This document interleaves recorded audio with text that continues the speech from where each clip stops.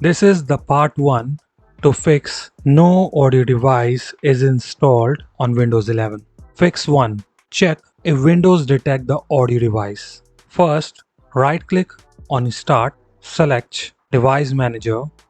Here, you need to expand Sound, Video and Game Controller from here.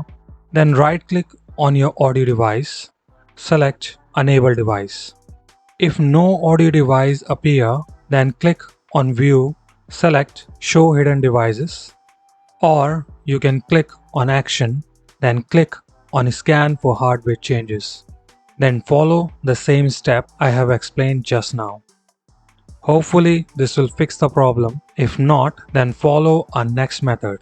Fix 2. Reinstall the audio driver.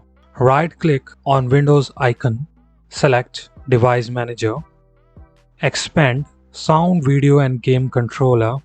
Right-click on your audio device, select Uninstall Device.